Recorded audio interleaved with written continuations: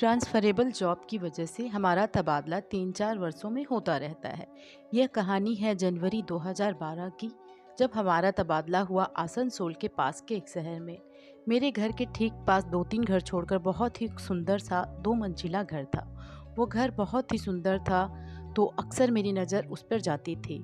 ठंड का मौसम था।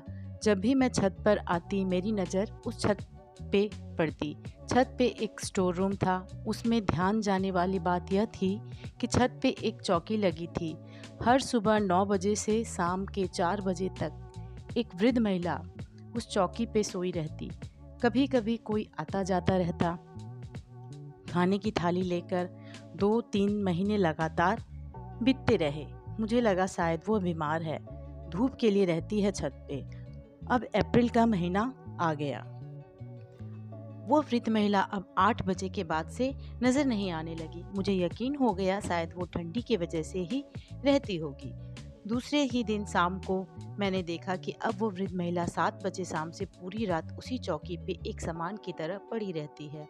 पूरा महीना बीत गया, मुझसे रहा नहीं गया। उसके घर जो काम वाली बाई थी, मैंने उसे अपने घर बुलाया कुछ कपड़े देने के उद्देश्य से। उससे मैंने उन आंटी के बारे में पूछा कि हर वक्त छत पे या स्टोर रूम में क्यों रहती है, जब घर इतना बड़ा है, इतना खूबसूरत 2 मंजिला घर बना हुआ है। उसने जो बताया वह बहुत दुखदाई बात थी। कहा 1 वर्ष पहले उनके पति की मृत्यु हो गई। फिर आंटी बहुत सदमे में रहने लगी, एकदम चुपचाप सी। तो उनके दोनों बेटों ने उन्हें अपने मामा के घर भेज दिया, यानी कि आंटी के भाई के घर, ताकि उनकी स्वास्थ्य थोड़ी ठीक हो। आंटी भाई के घर 2 महीने रही। जब वो लौट कर आई, तब दोनों बेटों ने घर को 2 मंजिलों में बांट लिया था। फर्स्ट फ्लोर में बड़ा बेटा बहू और ग्राउंड फ्लोर पे छोटा बेटा बहू रहने लगे। अब ये दुख आंटी और बर्दाश्त नहीं कर पाई और बिल्कुल ही सदमे में रहने लगी। अब वो ना तो ऊपर रहती और ना ही नीचे रहती। अपने गम के साथ छत पे स्टोर रूम में रहने लगी और अपने बेटों को बड़े शांति प्यार से मना लिया कि वो शांति से रहना चाहती है अपने पति के यादों के साथ। अतः अब वो छत पे ही रहेगी और जब भी कभी उन्हें अच्छा लगेगा तो वो नीचे रहने लगेगी। दोनों बेटों बड़े आसानी से इसे माँ की मर्जी समझकर स्वीकार कर लिया। लेकिन माँ खाना कैसे ऊपर खाओगी? अभी माँ कुछ कहती, तभी दोनों बहुओं ने बड़े प्यार से बोला, माँ क्यों परेशान होगी, हम दोनों हैं ना।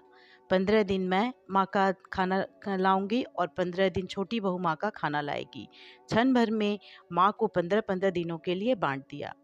उस रोज से यही सिलसिला चल रहा है। ये दुखदाई कहानी सुनकर मैंने झट से पूछा, और जो मंथ 31 का होता है, तब आंटी 31 को क्या करती है? उसने कहा बेटों को बुरा ना लगे, इसलिए आंटी हर महीने के 31 को फास्ट कर लेती है।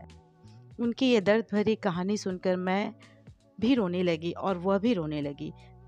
अब मैंने मन बना लिया एक बार उनसे मिलने का।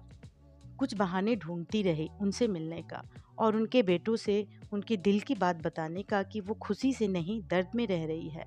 क्यों रखती है वो 31 का फास्ट? परंतु किसी की निजी ज़िंदगी पे सलाह देना बहुत मुश्किल बात होती है।